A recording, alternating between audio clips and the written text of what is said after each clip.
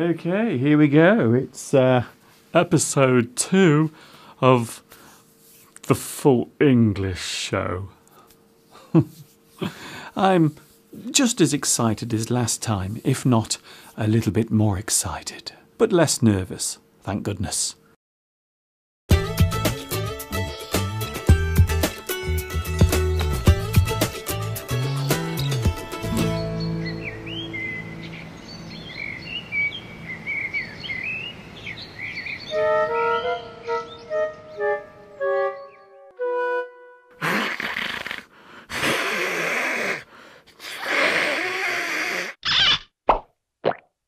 Oh.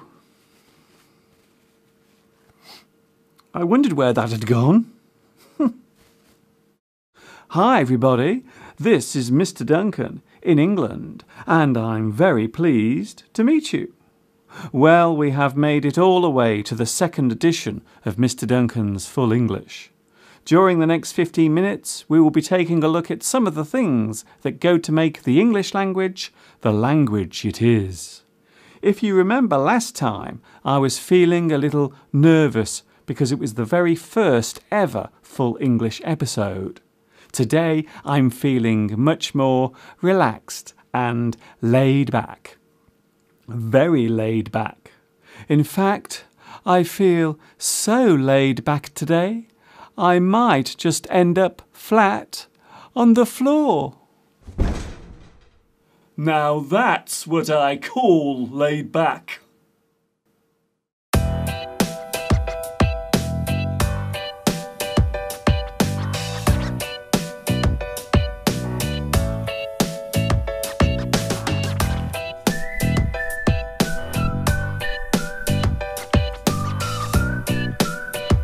Can you see the view behind me?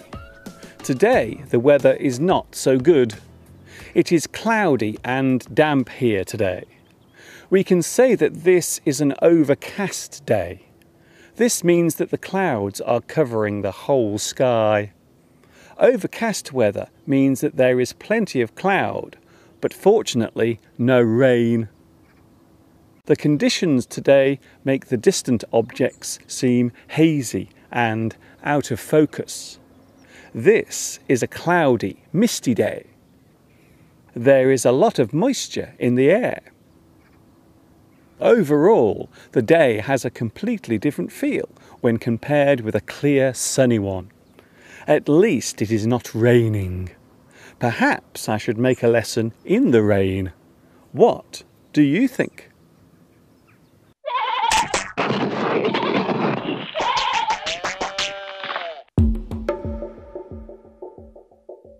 Have you ever been caught doing something red-handed? Have you ever been caught in the act? The idiom red-handed means that you have been caught in the act of committing a crime or doing something wrong. You might have been seen carrying out the bad act as it was being done, or perhaps some evidence was found that showed you doing it, such as a photograph or video clip. You have been caught red-handed. You were caught red-handed. The phrase originated in Scotland and refers to the bloodstains found on the hands of a murderer.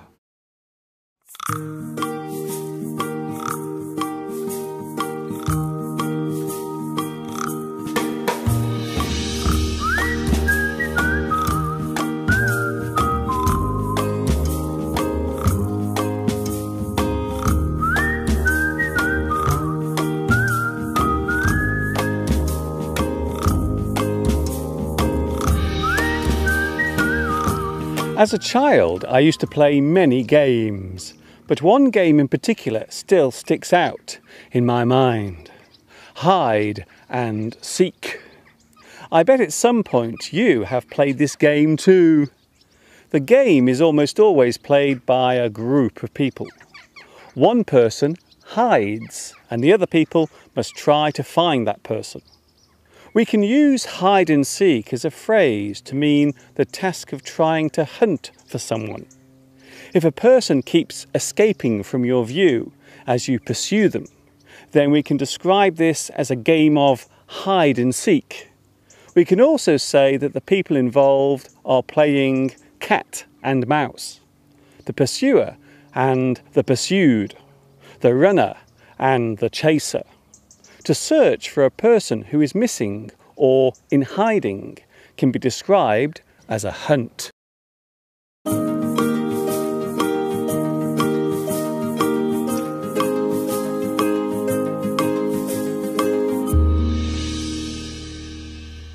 Grammar is probably the hardest part of English to grasp, so I have decided to take some parts of English grammar and look closely at each one.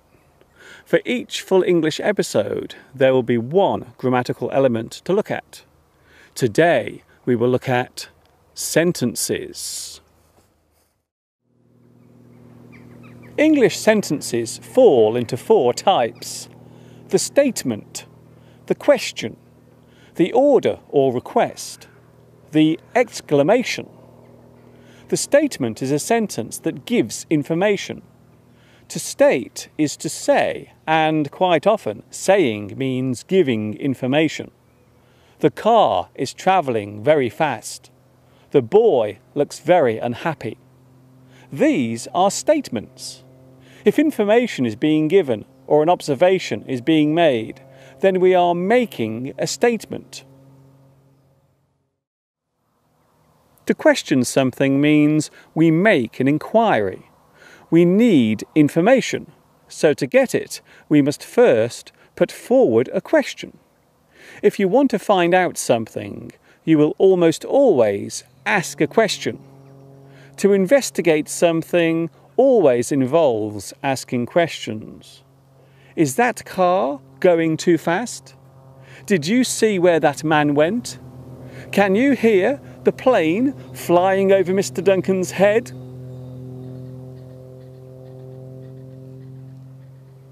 To give an order or make a request is to ask for something to be done, or not to be done, or to demand something. Don't be so rude. Don't drive so fast. A request can be in the form of a question, but in this case, information is not required. To ask someone to do something or tell them is an order. It is a request.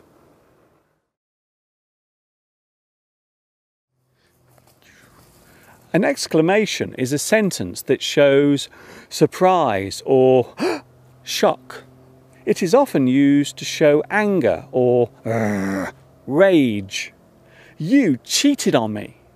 How fast that car is going. Oh, what a mess.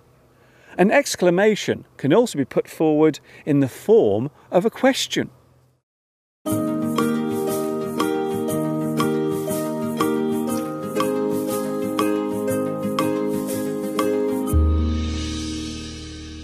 The most common form of sentence is the statement. This is because most sentences pass on information.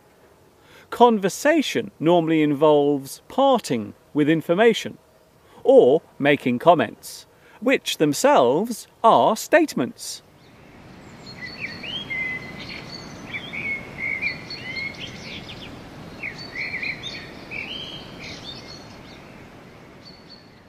Do you know someone who is a spoilsport? This is a person who hates to see other people enjoying themselves. A spoilsport will always try to ruin other people's fun. A person who has the habit of being a spoilsport cannot bear to see others being happy. They will do anything to spoil an enjoyable moment. Another word for spoilsport is killjoy. We can also call them a curmudgeon or a wet blanket. A spoilsport will always try to take away the joy and happiness of others. This type of person tends to be surly, crabby, and bad-tempered.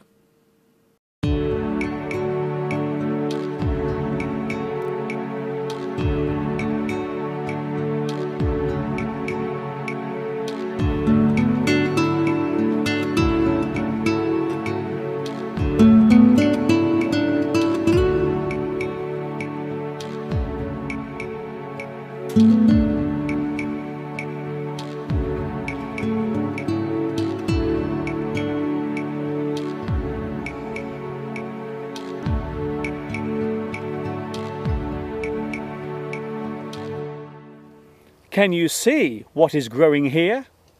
Come on, have a closer look. Come on, don't be shy. Can you see what I can see?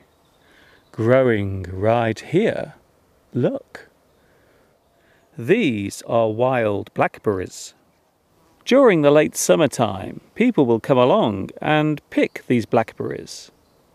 They will then take them home to make some fresh, delicious blackberry jam.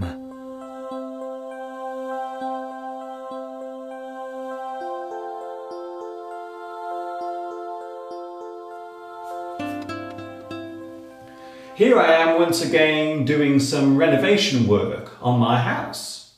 Today I'm painting the skirting board in the hallway. The skirting board goes around the edge of a room.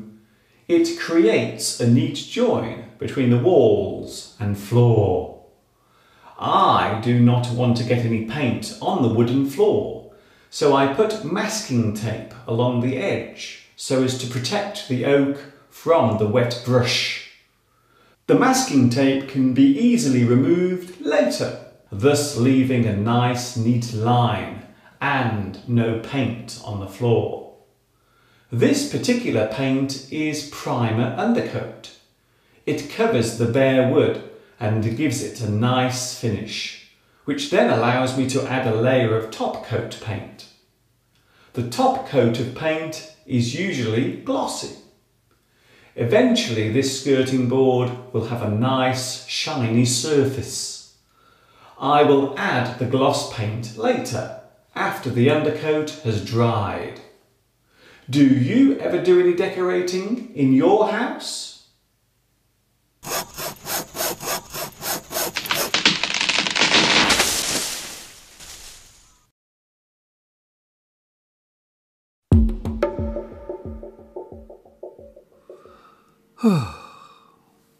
Have you ever experienced the feeling that time was moving much faster than normal?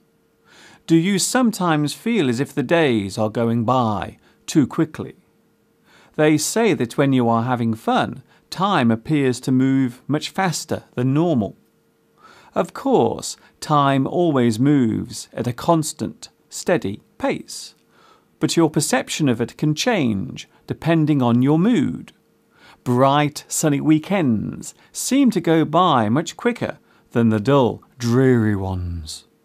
Having nothing to do and feeling bored can make the day seem longer. If you had the choice between a shorter day of activity or a long day of tedium, which would you choose?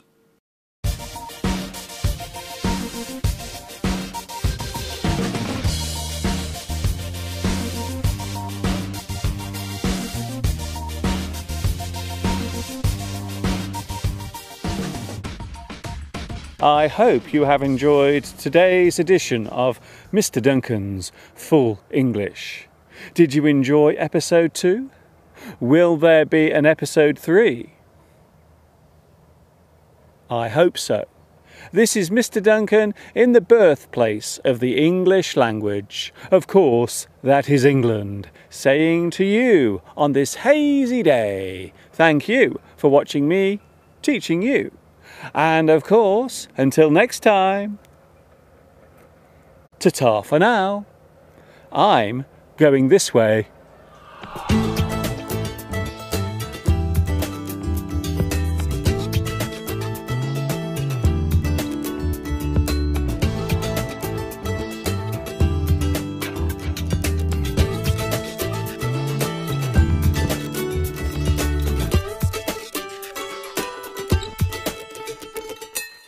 Oh, look, Mr. Duncan, you said this lesson was 15 minutes long. You still have another 10 seconds left. 9, 8, 7, 6, 5, 4, 3, 2, 1. Bye-bye.